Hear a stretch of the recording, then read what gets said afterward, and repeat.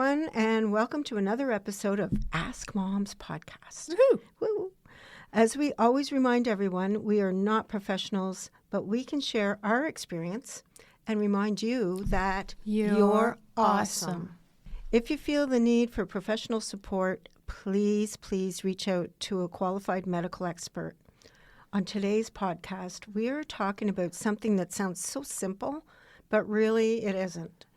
Earning a child's trust. Oh my gosh. Or losing it. And how to get it back. Oh, yeah. And I love the fact that we're using the word earning their trust, not just expecting it because we're their caregivers or whoever, we're the adult. We're not demanding it. We're not assuming that we have it, but we are earning that trust.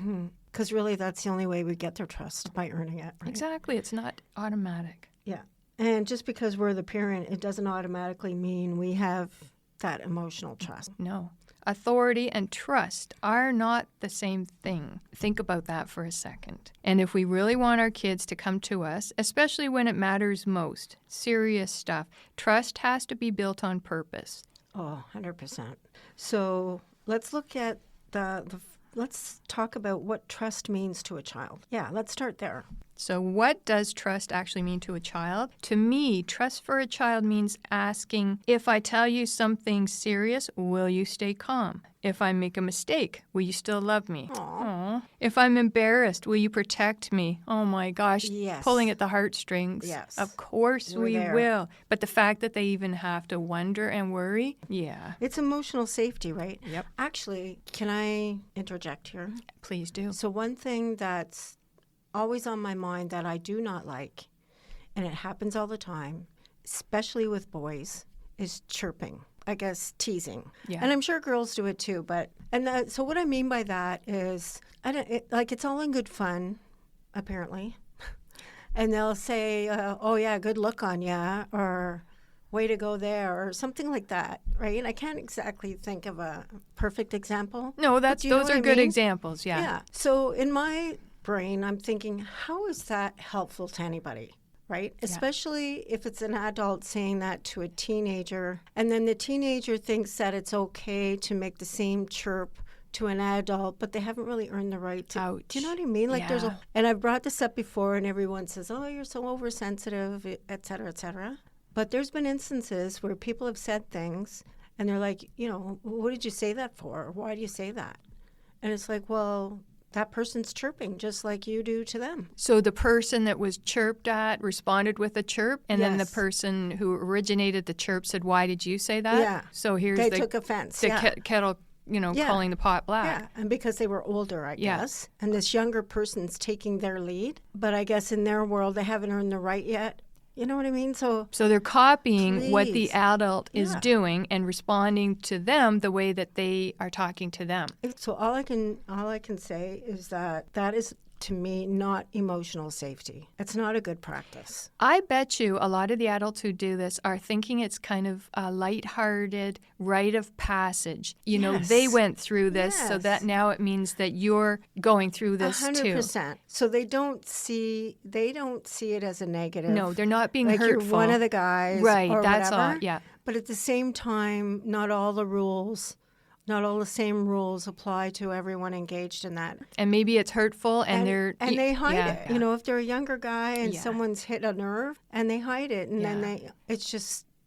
I don't think it's a great practice, but that's just me. Good thing you brought up, because you see it everywhere. Maybe you just let it go because it's just the way it's always been. Yeah, and like what you were saying, if I make a mistake, and as a joke they bring up this mistake, how does that make that person feel good, even if Ouch. it's kidding? Well, we've all been there. Yeah. Haven't you made a mistake and somebody's made fun of you? Yeah. A few times, right? And then the embarrassment part. Oh, yeah. You might think, oh, it's really funny, but that might embarrass the heck out of them. Yes. Stop. Please don't do that. I can think of so many instances when I was so embarrassed, but just kind of shrug it off and try not to turn too red. But yeah. So let us know where you stand on that. yeah, what are your thoughts? Yeah, what are your thoughts? Are we there totally with it? off base here? Should we Yeah. just kind of let that go? Okay. Anyway, we're talking about emotional safety. So, it's knowing that especially home, is a safe place to land. Yeah. Not the place where you get shamed or embarrassed. No. So your house and your home, whatever that looks like, or whoever your caretakers are, your family, that's your rock. That's your tree trunk. And this can start at any age. Yeah. So if you're a young adult and you have younger siblings Yeah. or cousins or Yeah. whatever, just kind of be aware that even if they, they laugh it off or shrug it off, Yeah. it could be really hurting them. Yeah. So Aw. please be careful. If the shoulders kind of draw in and the head goes down, pay attention. Yeah. Kids are always watching how we react, not just to them, but to everything. Everything we do. They're watching our everything, no matter where you are, what you're doing. Because they want to learn. That's right. So who are they learning from? Us. Us. So how we react, that's what they see. Yeah. Even our tone is trust. Yeah. Our consistency builds trust. Yeah. Even our facial expressions build trust. Right? Totally. Yes. Yeah. And then when the teacher calls you in and says, so, little Johnny's been acting like this, do you have any idea where he gets this habit from? And if you see yourself doing that, then... Here's one that just came in my mind. So facial expressions. So there was a time where someone was being chirped, and I could tell by their expression they were a little bit confused, and they looked at me, and I just kind of smiled and winked at them like, Shake it off. Shake it off. Yeah. It's okay. Yeah. Like, Yeah. doesn't matter. Yeah. Right? And then they were kind of okay. Yeah. So keep that in mind, too. Yeah. You know? Yeah, that's true. They just looked over, and it was kind of like, Yeah. you looked like, whatever. Or you roll your eyes like, Yeah, just ignore it. Yeah. If you can't always say things with your mouth, Yeah. your eyes can do it. Yep. All right, now we're going to dig into what is called the marble jar analogy. Just imagine your child has a shelf in their heart, and on that shelf are different jars. One jar for mom, one jar for dad, one jar for maybe teacher, whatever the caregiver looks like, grandma, grandpa, aunt and uncle, whoever. Every time somebody does something kind, something safe, something respectful, or consistent, the child drops a marble into that person's jar. Wow. So, and the more marbles in the jar, The better. the more likely that child's going to trust that person That's right. when something important happens. Yeah, picture those jars of marbles. If your jar is empty, grandpa's jar is like overflowing with marbles, who is that little one going to go to? And you know what? You could even, if they physically did that, and then grandma noticed she didn't have a lot of marbles in her jar, maybe she could ask them why. Maybe grandma needs to step up to the plate. Yeah, maybe, she doesn't realize that something's going on. And what a great way to start a communication about things like that. Grandma, you tell everybody about my stuff. Oh my goodness, gosh. I'm so sorry, I won't do that again. Be aware. Can I have a marble? Yes. The child says, no, you have to earn that Earn it. marble. We need some I jars. think that's really good. Like we just said, trust is not built in one big moment. It's marble by marble. Okay, so here's the hard part. All right. It only takes a few painful moments to remove a handful of marbles. I'm totally right? picturing taking a jar of my marbles and just emptying it. Yeah. When somebody hurts my feelings really bad, out they go. Gone, emptied, finished. But wouldn't that be a great way to release some tension too, right? Absolutely. You could also do like a check-in. Mom and dad or whoever goes into the room and checks their marble jar. And if they're empty, then, Yeah. maybe there's a problem. I love this. That's so telling. Yeah. And it's simple for them to do. And you can ask them questions based on The communication not out thing. of the blue. That's right. You can just say, "Oh, how come I don't have any marbles left?" Yeah, I really want to earn some more 'Cause marbles.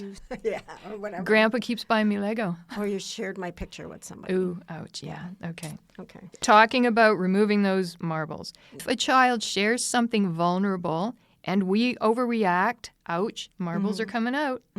If we embarrass them publicly, hard no, marbles are coming out again. Yeah. And if we dismiss their feelings, marbles are coming out. Yeah. You're going to think, well, I'm the mom.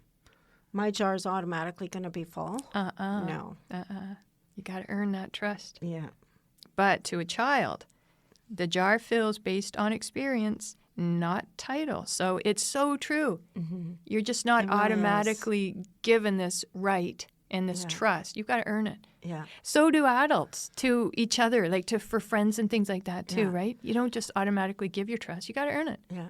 So when we do these podcasts, don't you find yourself visualizing And learning. like this different scenarios. And it always makes me think back. After the podcast is over, I kind of reflect about our conversation. Yeah. And I always think back. Yeah. So critical of myself. I'm like, oh. Oh, well, we all are. We can be your cheerleaders. So mistakes are going to be made. Great way to check in with your kid. Totally. With the jars. Yeah. Oh, love it. Okay, so how we accidentally remove marbles. Let's talk about that. Okay. So let's be honest about how we sometimes remove them without even meaning to. Overreacting. Oh. You just feel yourself crumpling up inside and You finally get the courage to say something and then you really wish you didn't. Your child says, "Oh yeah, Mom, I messed up." And before they finish the sentence, we're like at level 10, right? Aw, I know. yeah. And then in that moment, they're not thinking about the lesson. They're thinking, I shouldn't have told her. I know. Another one, we kind of mentioned this earlier, sharing their stories or their images or personal whatever without asking. Mm-hmm. Telling relatives something personal because we think it's harmless or we think it's cute. Yeah. But to them, no. That just feels invasive, and that was my private business. Yeah. And you just told everybody. That I went potty for the first time when I was 7. Right, yes. So how would you feel if somebody was sharing all your personal things? Yeah. You think it's cute, but... No. And, most of us, let's be fair, we wouldn't do that, but there's some things like pictures or... even events when they do whatever. Yeah. We need to ask their permission. Exactly. Right? Yeah. Like, I want to call Grandma and tell her you did such a good job. Is that okay? Yeah. And you just earned a marble. They could say no, and you'd say, okay, I respect that. And then you earn another marble. Another big one, a huge one, Huge. we don't realize, is dismissing their feelings. I know. If you use the hand measurements and you put your hand waist high, that's them. And understanding situations and resolutions. And then the second hand is like 4 feet higher than that. That's us with experience. Yeah. They don't understand or they don't always get it. So dismissing feelings, saying, you're fine. They're not fine. No. Like if they're not fine at their level, not at your level. Exactly. Right? Or that's not a big deal. Same thing. And if it isn't a big deal, talk it through with them, and maybe help them realize it's not a big deal. We can't just tell them that because to them it really is. Oh, how dismissive. It's obviously a big deal to them. Yeah. It does matter. And inconsistency. So if the rules keep changing, depending on your mood or circumstance, whatever, then the jar gets confusing. Yeah. Be consistent. Yeah. And if you have to be inconsistent, explain why. And so they know that it'll go back to being consistent. Right? Do you know what I mean by that? No. No? Okay. If it's 4 o'clock and they always have a healthy snack, and then one day you're out and there's not a healthy snack available, and then you give that to them and they're like, well, this isn't a healthy snack. And just say, well, this is and why it is. Yes. But tomorrow... we're going back to our healthy snack. Gotcha. So do not dismiss their question. Explain why today's different. Yeah. Marble. Do I get another point in marble? That's another marble right there. Okay, let's talk about how we intentionally add all these wonderful marbles. Stay calm, or at least calmer than you feel. Well, yeah, right? Take those deep breaths again. Depends what it's about. Yeah. Even if inside you're shocked or upset, especially shocked, say something like, thank you for telling me. Yeah. And then if you need a minute to kind of start processing this, just take it and maybe just... And maybe even say that. Yeah. So they're not wondering what you're thinking. Just say, thank you for telling me. I'm going to need a minute. Yeah. To kind of think about this. Yeah. Right? Yeah. But you're still calm. Yeah. And you're still there for them. You're just trying to figure out what's going on. That phrase is really powerful. I'm glad you said that one. That alone drops a marble in the jar, just saying that. I need a minute. And thank you for telling me. Yeah, because we're talking trust. Yes. Right? Don't have to have all the answers. Jump all over them. Yeah, that's right. We said, thank you for telling me. Exactly. Marble. Might not like the story and what we're going to talk about, but that's just part of life. Yeah. Yeah. And just because they don't like what you say doesn't mean you lose a marble. No. Marble of trust. Trust marbles. It's not marble of, I love you today. So even if you have to tell them something they don't necessarily like, right, the way you tell them, you can still earn a marble. Exactly. Right. They might not put that marble in there because they might be resentful at the time, but Right. still, Yeah, we know. you've got it. Maybe we should start our own marble I think jar. everybody needs their own marble jars. When we did research, one of the things they said was separate the behavior from the child. So instead of saying, what were you thinking?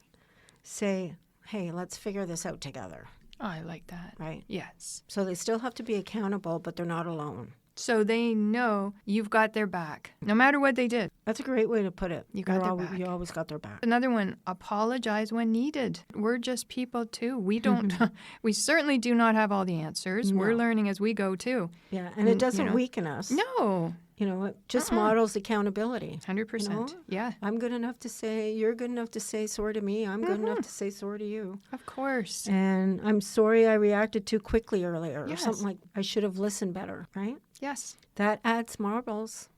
And seriously, we all do that. Like, we're adults. We're not robots. No. That also protects their dignity. So here's another one. Correct them if needed in private when possible. And praise them in private and in public. Try not to do the correction thing in public too much. That's ouch. Right, never. Yeah. And even the praise sometimes, it depends on your child, right? Yes, that's right. Right. Yeah, or it might hurt the other. No, I know you're going with that. You Yeah. don't want to hurt the other person's feelings That's because right. they didn't succeed as much as Yeah. whatever. That's right. Trust at different ages. So what Mm-hmm. does that mean at different ages? So it does look different, first of all. With little ones, trust is consistency, like we were talking about. Yes. Right? Yeah. Oh, I know that this is going to happen, Yeah. so I can rely on it. That's starting to build Yeah. trust. And then with elementary kids, it's fairness and listening. Mm-hmm. So someone does something to you, you shouldn't both get in trouble. That's right. It's fair that, The culprit or the instigator. is spoken to. Yeah.